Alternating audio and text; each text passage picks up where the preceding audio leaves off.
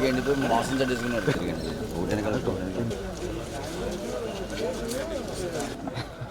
ఇది అంతానండి వాటర్ అండి ఇక్కడికి.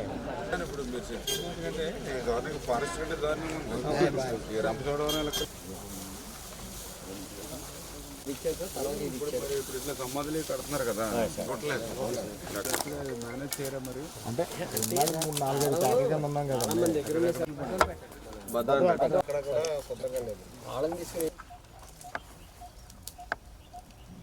చెప్పండి సార్.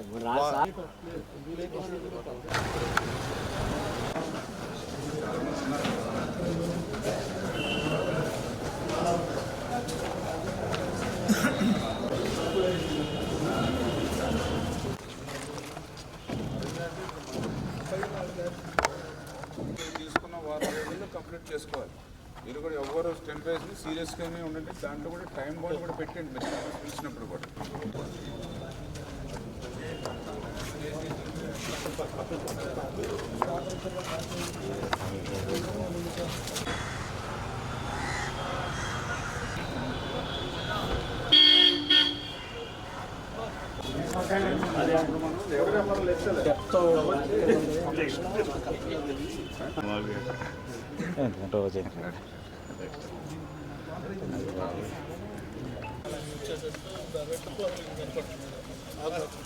షాప్ ఉంది కాబట్టి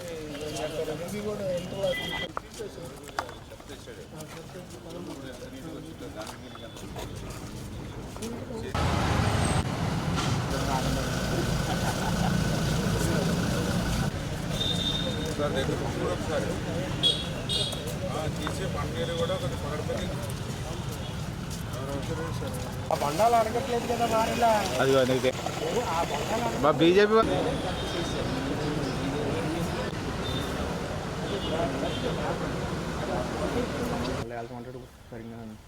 ఎవడు మంచి మంచి ఫోటోలు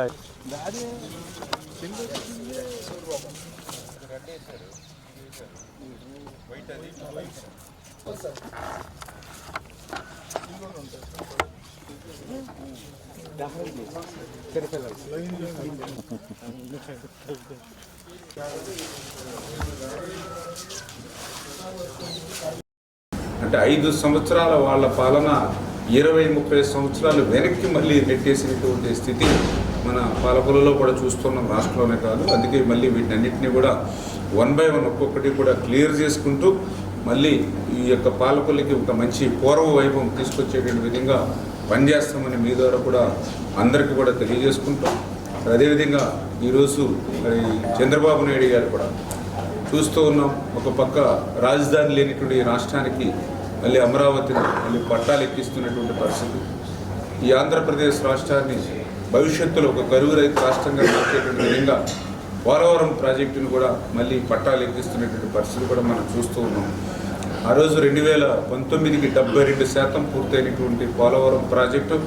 ఆ రోజు ప్రభుత్వం కనుక కంటిన్యూ అయ్యి ఉంటే 2020-2021 కల్లా పోలవరం జలాలు అటు ఉత్తరాంధ్ర అటు రాయలసీమకు ప్రయాణించి ఉండేది. దురదృష్టవశాత్తు ప్రభుత్వం మారడం, అక్కడ ఏజెన్సీలు లేకుండా, అనుభవమైనటువంటి అధికారులు లేకుండా 17 నెలల పాటు పనులు అర్ధాంతరంగా నిలిపేయడంతో 2020 ఆగస్టులో వచ్చినటువంటి వరదలకు ఆ డయాఫ్రమ్ వాళ్ళు కొట్టుకుపోయినటువంటి పరిస్థితి. అది మేము చెప్పడం కాదు, సాక్షాత్తు ఐఐటి హైదరాబాదు నిపుణులే చెప్పినటువంటి పరిస్థితి. ఎంత దురదృష్టం అంటే గత ప్రభుత్వం 2020 ఆగస్టు వరదలకి డయాఫ్రమ్ వాళ్ళు నష్టపోతే మరి అసెంబ్లీలో మేము 2021కి పూర్తి చేస్తాము, 2021 డిసెంబర్కి పూర్తి చేస్తాము, 2022 మరి జూన్కి పూర్తి చేస్తాము, 2022 మరి ఎట్లా డేట్స్ మీద డేట్లు అసెంబ్లీ సాక్షిగా చెప్పారని అంటే డయాఫ్రమ్ వారు ఉందో లేదో కూడా తెలియనిటువంటి స్థితిలో గత పాలన, గత ముఖ్యమంత్రి, గత ఇరిగేషన్ డిపార్ట్మెంట్ శాఖ మంత్రులు ఉన్నటువంటి పరిస్థితి. అందుకే మళ్ళీ ఈరోజు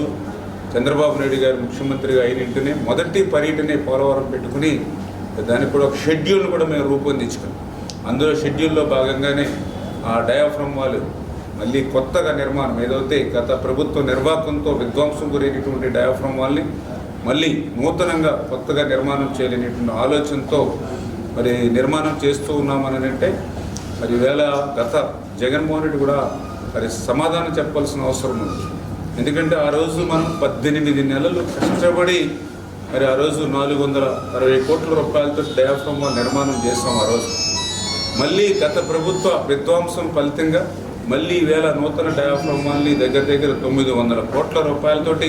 మళ్ళీ ఈవేళ డయాఫ్రమ్ వాల్ని కొత్తగా నిర్మాణం చేసుకుంటూ ఉన్నామని అంటే గత ప్రభుత్వం చేసినటువంటి పాపం ఈరోజు మనకి శాపంగా మారినటువంటి పరిస్థితి. ఆ డయాఫ్రమ్ వాల్ని కూడా మళ్ళీ ఏదైతే ఇప్పుడు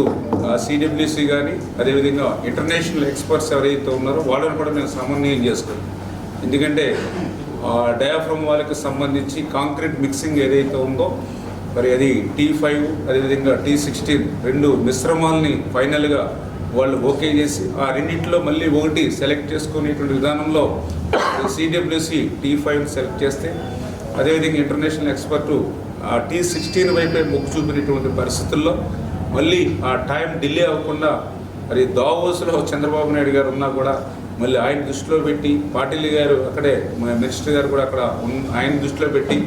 ఆ సిడబ్ల్యూసి కూడా మళ్ళీ ఇంటర్నేషనల్ ఎక్స్పర్ట్స్తో మాట్లాడుకుని నిన్న సమన్వయం చేసుకుని ఏదైతే T16 మెరుగ్గా, ఎందుకంటే గతంలో T5 నిర్మాణం చేస్తున్నారు డి వాళ్ళు,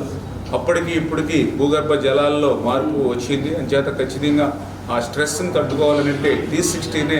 బెటర్ అనేది మరి ఏదైతే ఆ యొక్క ఇంటర్నేషనల్ ఎక్స్పర్ట్స్ కానీ అదేవిధంగా సిడబ్ల్యూసి కూడా ఏకాగ్రంగా ఆమోదించి నిన్ననే మనకు కూడా